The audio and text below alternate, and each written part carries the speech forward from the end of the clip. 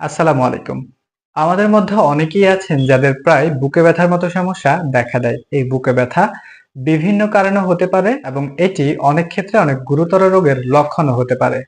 কখনো কখনো এটি সাধারণ সমস্যা যেমন গ্যাস্ট্রিক অথবা পেশির টান থেকে হতে পারে। আবার কখনো কখনো হৃদরোগের মতো মারাত্মক রোগের ইঙ্গিত হিসেবেও এই বুকে ব্যথা দেখা দিতে পারে। তাই কারো যদি বুকে ব্যথার মতো সমস্যা দেখা দেয় তাহলে তৎক্ষণাৎ পদক্ষেপ নেওয়া প্রয়োজন।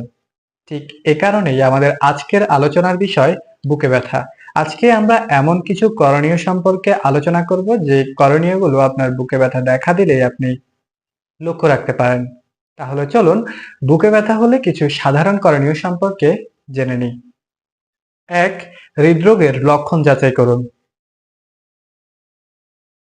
যদি বুকে ব্যথা শক্তভাবে চেপে ধরার মতো অনুভূত হয় বা ব্যথাটি বাম হাত, গলা, চোয়ালে বা পিঠে ছড়িয়ে পড়ে এবং সাথে শ্বাসকষ্ট, ঘাম হওয়া, বমি বমি ভাব হওয়া এ জাতীয় সমস্যা দেখা দেয় তবে এই বুকে ব্যথা হৃদরোগের লক্ষণ হতে পারে।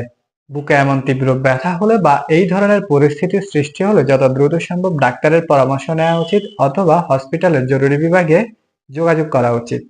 ২. গ্যাস্ট্রিকের কারণে ব্যথা হলে করণীয়। বুকে ব্যথা কখনো কখনো গ্যাস্ট্রিকের সমস্যার কারণেও হতে পারে। যদি আপনি মনে করেন যে আপনার সমস্যাটি গ্যাস্ট্রিকের সমস্যার কারণে বা অ্যাসিডিটির সমস্যার কারণে হচ্ছে তাহলে সেক্ষেত্রে যে কাজগুলো করবেন, অ্যান্টাসিড ঔষধ সেবন করতে পারেন। গ্যাসের সমস্যা কমানোর ক্ষেত্রে অ্যান্টাসিড বা এ জাতীয় ঔষধগুলো খুব ভালো কাজ করে।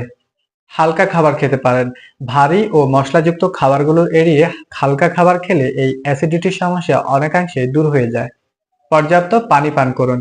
একজন সুস্থ ও স্বাভাবিক মানুষের জন্য প্রতিদিন কমপক্ষে ১০ থেকে ১২ গ্লাস পানি পান করা প্রয়োজন। আপনি যদি প্রতিদিন সঠিক মাত্রায় পানি পান করতে পারেন তাহলে অবশ্যই আপনার শরীরে বা আপনার পেটের যে অ্যাসিডিটির সমস্যা রয়েছে সেটি অনেকাংশে কমে যাবে।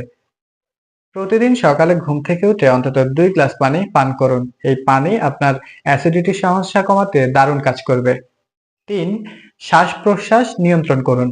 বুকের ব্যথার সঙ্গে যদি শ্বাসকষ্টের সমস্যা দেখা দেয় তাহলে ধীরে ধীরে গভীর শ্বাস নিন। শ্বাস-প্রশ্বাস নিয়ন্ত্রণে রাখা শরীরকে শীতল রাখতে সহায়তা করতে পারে। আর কোনো কারণে যদি শ্বাস নিতে সমস্যা হয় তাহলে কালবিলম্ব না করে যত দ্রুত সম্ভব চিকিৎসকের পরামর্শ নেওয়া উচিত। ৪. পেশিতে ব্যথা হলে করণীয়। বুকের ব্যথা যদি শারীরিক পরিশ্রম বা পেশির টান থেকে হয় তাহলে সেক্ষেত্রে কিছুক্ষণ বিশ্রাম নিন এবং শরীরকে পর্যাপ্ত আরাম দিন। প্রয়োজনে ব্যথার স্থানে হালকা গরম সেঁক দিতে পারেন। এটি পেশির টান কমাতে সহায়তা করে। যদি এরপরও ব্যথা না কমে তাহলে প্রয়োজন সাপেক্ষে ডাক্তারের পরামর্শ অনুযায়ী প্যারাসিটামল অথবা এ জাতীয় ব্যথানাশক ঔষধ সেবন করা যেতে পারে। ৫. ব্যথা যদি দীর্ঘস্থায়ী হয় সেক্ষেত্রে করণীয় কি? বুকে ব্যথা যদি ঘন ঘন হয় বা দীর্ঘস্থায়ী হয় তবে এক্ষেত্রে অবহেলা না করে যত দ্রুত সম্ভব ডাক্তারের পরামর্শ নেওয়া উচিত। বিশেষ করে যদি ব্যথার সঙ্গে অন্য কোনো শারীরিক সমস্যা থাকে যেমন উচ্চ রক্তচাপ বা ডায়াবেটিসের মতো সমস্যা, তাহলে কালবিলম্ব না করে যত দ্রুত সম্ভব চিকিৎসকের পরামর্শ নেওয়া উচিত। ৬. জরুরি অবস্থা হলে করণীয় কি? যদি আপনি মনে করেন যে এটি হৃদরোগ, ফুসফুসের সংক্রমণ বা অন্য কোনো জটিল রোগের গুরুতর লক্ষণ হতে পারে তবে সেক্ষেত্রে কালবিলম্ব না করে নিকটস্থ হাসপাতালে চলে যান।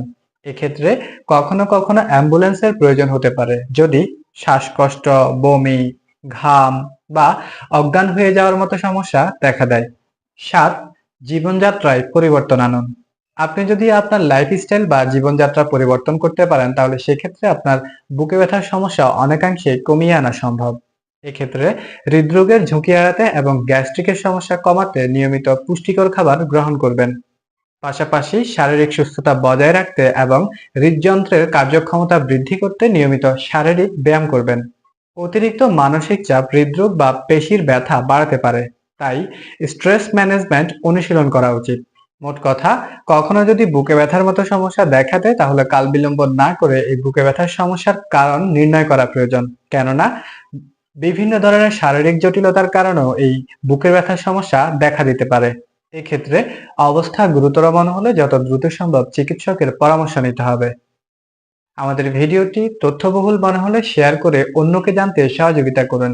স্বাস্থ্য বিষয়ক যে কোনো ধরনের তথ্য, প্রশ্ন বা পরামর্শ থাকলে ভিডিওর কমেন্ট বক্সে কমেন্ট করে জানাতে পারেন। আশা করছি সবাই অনেক ভালো থাকবেন, সুস্থ থাকবেন এবং বুকে ব্যথার মতো সমস্যা হলে অবহেলা না করে যত দ্রুত সম্ভব চিকিৎসা গ্রহণ করবেন।